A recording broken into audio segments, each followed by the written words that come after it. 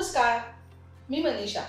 माझ्या मनी मानसी या चॅनलमध्ये तुम्हा सगळ्यांचं खूप खूप स्वागत. माझे इको फ्रेंडली प्रयोग या सिरीजमध्ये आपण सध्या बघत आहोत कचरा व्यवस्थापन. मागच्या भागामध्ये आपण सुक्या कचऱ्याचं व्यवस्थापन बघितलं होतं. तर मागच्या वेळेला जसं सांगितलं तसं या भागात आपण ओल्या कचऱ्याचं व्यवस्थापन बघणार आहोत. तर ओला कचरा म्हणजे काय, त्याचं व्यवस्थापन कसं करायचं, हे सगळं राजश्री या भागामध्ये आपल्याला सांगणार आहे. नमस्कार. तर आपण सुरुवात करूया. राजश्री, ओला कचरा म्हणजे काय? ओला कचरा म्हणजे जो बायोडिग्रेड होतो, जो कुजतो, तो सगळा ओला कचरा. आता ह्याच्यामध्ये घरचा आपला जो किचन वेस्ट आहे तो कचरा येतो आणि गार्डन वेस्ट जो आहे तो कचरा येतो. दोन्ही जे कचऱ्याचे प्रकार आहेत हे कुजणारे आहेत, ज्याचं कंपोस्टिंग होऊ शकतं. तर घरच्या कचऱ्यामध्ये म्हणजे किचन वेस्टमध्ये जर म्हणशील तर आपली भाजीपाल्याची देठं किंवा सालं किंवा आपला उरलेला अन्नपदार्थ जो असेल एखादा, किंवा सडलेली फळं, सडलेला भाजीपाला, खरकटं उष्ट अन्न, हे जे काय आहे हे सगळं कंपोस्ट होऊ शकतं. त्यामुळे हा सगळा जो आहे तो ओला कचरा आहे. तसंच गार्डनमधला आपण छाटणी करतो झाडांची, किंवा पानगळ झालेली असते, पानं गळून पडलेली असतात, तो जो आहे तो गार्डन वेस्ट आहे. असे दोन प्रकारचे ओल्या कचऱ्याचे प्रकार आहेत. हां. आणि ठीक आहे, आता पण हा म्हणजे आता माझ्याकडे स्वयंपाकघरातला पण कचरा निघतो आणि माझ्याकडे बाग आहे, त्याच्यामुळे गार्डन वेस्ट पण निघतं. तर आता माझ्याकडे हा एवढा कचरा गोळा होतो, तर याचं मी काय करायचं? म्हणजे पुढे मी याचं नेमकं व्यवस्थापन म्हणजे मी नेमकं काय करायचं आणि कशासाठी करायचं? आता दोन प्रकार आहेत. हां, तुम्ही फ्लॅटमध्ये राहताय किंवा बंगल्यात राहताय. तर जर तुमच्याकडे बंगला आहे तर तुमच्याकडे जमीन आहे. तर जमिनीमध्ये तुम्ही साधारण 3x3 किंवा 4x4चा खड्डा खणलात, म्हणजे 4 फूट खोल, 4 फूट रुंद, 4 फूट रुंद. तर त्याच्यामध्ये खाली मातीच आहे. तर त्याच्यामध्ये तुम्ही तुमच्याकडचा ओला कचरा म्हणजे किचनमधला कचरा आणि तुमच्याकडे झालेली पानगळ किंवा कापलेली झाडांची फांद्या किंवा हे जे काही आहे हे थोडंसं बारीक कट करून अशा पद्धतीने तुम्ही एकावर एक थर देत गेलात. थोडीशी माती 2-3 दिवसांनी त्याच्यावरती थोडीशी मुठभर माती किंवा गमेलभर माती त्याच्यावरती जेवढा खड्डा आहे त्याप्रमाणे पसरली. तर अशा प्रकारे तुम्ही तो खड्डा भरत जाऊ शकता आणि तो खड्डा जेव्हा भरेल तेव्हा दुसरा खड्डा करून दुसऱ्या खड्ड्यामध्ये तुम्ही त्याचं कंपोस्टिंग करू शकता. साधारण 3 महिन्यानंतर ह्या पहिल्या खड्ड्यातलं जे काही आहे सगळं ते तुमचं कंपोस्ट होऊन माती तयार होते. तुम्ही ते बाहेर काढून झाडांना देऊ शकता. तो खड्डा पुन्हा 3 महिन्यानंतर तुम्हाला उपयोगात येऊ शकतो. दुसरा प्रकार आहे तो फ्लॅटमध्ये तुम्ही राहता. तर मी काय करू शकते, कारण तेव्हा तुमच्याकडे जमीन नाहीये, खड्डा खणायला नाहीये. तर काही जण असे आहेत की जे बास्केट या प्रकारची एक देतात आणि त्याच्यामध्ये त्याचं कल्चर पण त्यांचं असतं. तर त्यांचा नंबर आपण डिस्क्रिप्शन बॉक्समध्ये देऊया, त्यांच्याकडनं तुम्ही ते मागवू शकता. तर त्या बास्केटमध्ये तुम्ही ते कल्चर त्यांनी दिलेलं आहे ते पसरवून टाकायचं आणि तुमच्या घरातला जो ओला कचरा आहे, आज तुम्ही काय कोथिंबीर निवडली, कांदे चिरले, त्याचा जो काही निघेल तो कचरा त्याच्यामध्ये टाकला. त्याच्यावरती थोडीशी माती किंवा तुमच्याकडे काही बागेतला थोडासा पालापाचोळा असेल, टेरेसमधल्या कुंड्यांमधला, तो टाकला. असं एकावर एक 3-4 दिवस तुम्ही थर दिले आणि नंतर 3-4 दिवसांनी तो हलवायचा पूर्ण खालपासून वरपर्यंत. असं तुम्ही जर ते भरत गेलं तर ती बास्केट पूर्ण साधारण 3 महिन्यांनी भरते. पण मग अशा 2 बास्केट तुम्हाला कराव्या लागतात. किंवा बास्केट जर नको असतील तर तुम्ही भाजीवाल्यांकडे क्रेट जे असतात ज्याच्यातनं ते भाजी विकायला ठेवतात, तर जुन्या बाजारामध्ये असे क्रेट विकत मिळतात. असे तुम्ही 2 क्रेट आणले तर एका क्रेटमध्ये 3 महिन्यात साधारण तो भरतो. तो भरला की तो झाकूनच ठेवलेला असतो.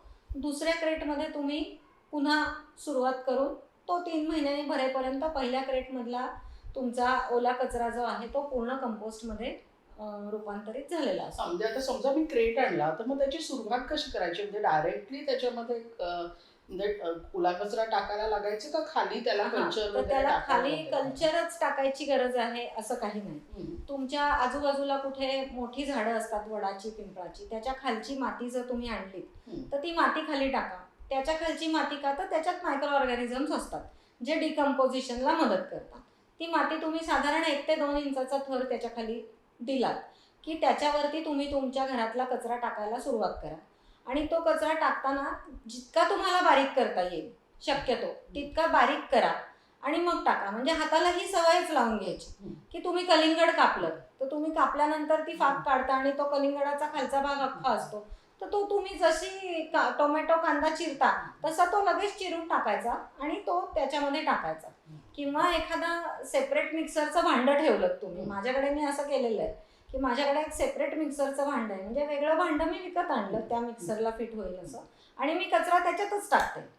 जो काही बरं कचरा म्हणजे काय तर आपलीच फोलकट आणि हे आहे तो त्याच्यातच टाकते आणि तो मिक्सर मधनं फिरवून मी त्याच्यामध्ये. पण मग अगदी पेस्ट करते तू का तो भरड करते? भरड शक्यतो अगदी म्हणजे खूप बारीकही नाही करायचा.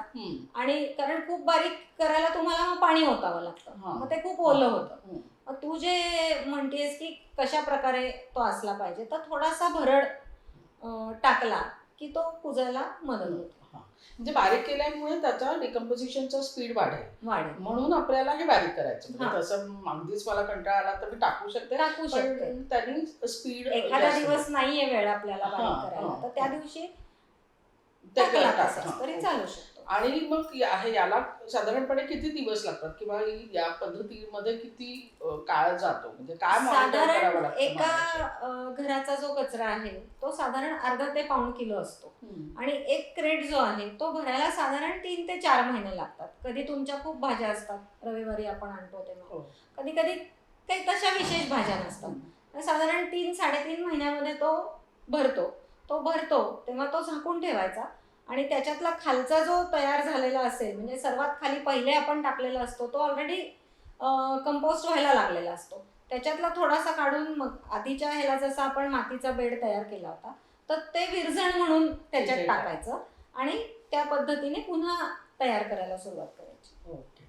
पण याला मला मॉनिटरिंग कितींदा करावं लागतं? म्हणजे मी हे आठवड्यातून कितींदा त्याला हलवायचं किंवा मॉनिटर करायचं? हलवायचं तर तुम्ही रोज हलवायला लागेल, कारण तुम्ही जेव्हा ओला कचरा त्यात तुमचा टाकता तेव्हा तो वरतीच राहतो, फक्त खालून पूर्ण हलवून टाकायचा, म्हणजे ते सगळं चर्न होतं एकमेकांमध्ये आणि ते त्याचं डिकम्पोजिशन व्हायला मदत होते. आता त्याच्यात एक तुम्हाला काळजी घ्यावी अशी लागते की ते खूप ओलं नसावं किंवा खूप कोरडं नसावं. तर त्याची लिटमस टेस्ट मी जी ठरवली ती अशी आहे की आपण चहा गाळल्यानंतर चहाचा चोथा जो गाळणीत राहतो तो जितका ओला असतो किंवा भुसभुशीत असतो तितकं साधारण ते असावं. हे सगळं जे मी कंपोस्ट केलं तर याचा काही वास येत नाही ना, किंवा याच्यात काही मुंग्या चिलटं असं काही होतं का? खूप जण हे कंपोस्टिंग करायला सुरुवात पण करतात, पण मग सोडून कुठे देतात तर त्याचा वासच यायला लागला किंवा त्याच्यात आळ्याच झाल्या, त्याला चिलटच झाली, मग मुंग्या झाल्या. तर आता मुंग्या झाल्या तर तुम्ही बाजूनी मीठ टाकू शकता, त्या मुंग्या जातात. चिलट झाली, आळ्या झाल्या तर त्याला का झाल्या, तर याचं कारण असं आहे की ते तुम्ही खूप ओलं ठेवलं म्हणून त्याला चिलट किंवा आळ्या होऊ शकतात, कारण ते सडण्याची क्रिया सुरू होते, कुजत नाही. ते कुजणं ही मायक्रो ऑर्गॅनिझम्स ते चांगल्या प्रकारे कंपोस्ट करतात. सडणं म्हणजे तुम्हाला त्याचा वास यायला लागतो आणि मग त्याच्यामध्ये आळ्या होतात. जसा टोमॅटो तुमच्या फ्रीजमध्ये एखाद्या वेळेस खूप दिवस राहिला आणि तो नंतर तुम्ही बाहेर काढून ठेवलात आणि विसरला तर त्याच्यामध्ये आळ्या व्हायला लागतात. तर ते जे आहे तसं व्हायला लागतं. तर एक लक्षात घ्यायचं की चहाचा चोथा जितका ओला असेल तितकं ते ओलं राहायला पाहिजे. मग ह्याच्यातला ओलेपणा कमी करण्यासाठी काय करायचं, तर त्याच्यामध्ये तुम्ही आजूबाजूला कुठे फर्निचरचं काम चालू असेल तर भुसा आणून टाका, किंवा आता हल्ली ब्राऊन पेपरच्या पिशव्या येतात, तुम्ही जे काय आणतं त्याला त्या ब्राऊन पेपरच्या पिशव्या बारीक करा, तो पण बायोडिग्रेडेबल कागद असतो, तो त्याच्यामध्ये टाका, तो बायोडिग्रेड पण होतो आणि तो ओलावा पण शोषून घेतो. किंवा तुमच्या बागेतला किंवा तुमच्या सोसायटीच्या बागेतला जो सुका कचरा म्हणजे पानगळ झालेली आहे ती आणून ती चक्क हाताने क्रश करून ती टाका आणि मिक्स करा, म्हणजे त्याच्यातला ओलावा कमी करा. आता कधी कधी असं होतं की तो सुकतो पण उन्हाळ्यात त्याच्यातलं पाणी इव्हॅपोरेट होऊन जातं, मग ती प्रोसेस हळू व्हायला लागते. मग काय करायचं, तर त्याच्यामध्ये थोडंसं पाणी शिंपडायचं. मग पाणी शिंपडताना तुम्ही ते साधं पाणी शिंपडा, कधी ताकाचं पाणी शिंपडा, कधी गुळाचं पाणी शिंपडा. तर ताक म्हणजे काय, तर विरजण. गुळाचं पाणी हे काय, तर गुळामुळे किण्वन क्रिया जी आहे ती सुरू होते, म्हणजे कंपोस्ट व्हायला मदत होते. तर हे पाणी शिंपडा.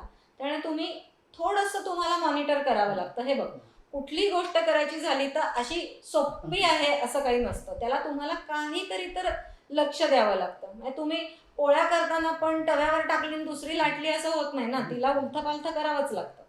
त्याप्रमाणे हे सुद्धा तुम्हाला थोडंसं उलथंपालथं करावं लागतं. खूप ओलं झालं तर कणिक खूप ओली झाल्यावर जशी कोरडी कणिक घालतो तसं हे खूप ओलं झालं तर त्याच्यामध्ये तुम्हाला मी सांगितल्याप्रमाणे 2-3 गोष्टी तुम्ही घालू शकता. अगदी एक वर्तमानपत्र घेऊन चुरगाळा मुरगाळा करून त्याच्यात खोचून टाकलं तर तो सगळं पाणी शोषून घेतो आणि ते पुन्हा नॉर्मल होतं. त्याच्यातली सडण्याची क्रिया होत नाही तर कंपोस्टिंग व्हायला लागतं. अशा प्रकारे तुम्हाला थोडासा वेळ त्याला द्यावाच लागतो. असं काही सहज साध्य नसतं.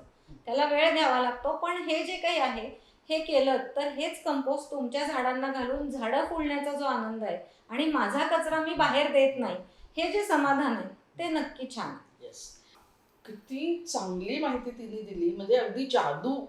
म्हणजे जो कचरा, ज्याला कचरा आपण खरं नाही म्हणायला पाहिजे, की गार्डन वेस्ट जो आहे आणि स्वयंपाकघरातला कचरा आहे ज्याची काहीच किंमत नाही आहे, त्याच्यापासून आपण खत म्हणजे आपण माती तयार करतो आणि ते सुद्धा कुठलाही पैसा खर्च न करता. थोडेसे प्रयत्न मात्र आपल्याला नक्कीच करायला लागतील. तर त्याच्यामुळे तुम्ही नक्की हे करा.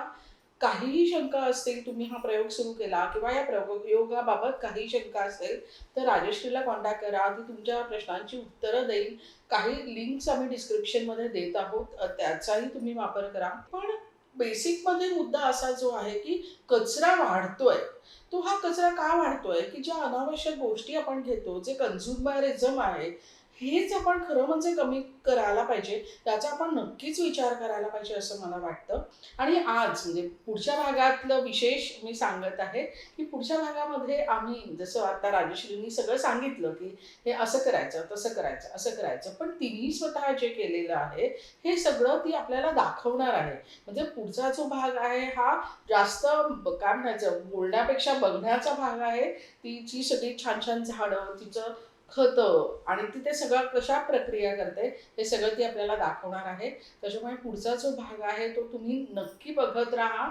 तो भेटूया आपण पुढच्या भागामध्ये. धन्यवाद राजश्री, धन्यवाद. मनी मानसीचा हा व्हिडिओ तुम्हाला आवडला असेल तर लाईक करा. तुम्हाला काय ऐकायला आवडेल ते मला जरूर कमेंट करून कळवा. सबस्क्राईब करा आमच्या चॅनलला आणि बेल आयकॉन दाबायला विसरू नका. धन्यवाद.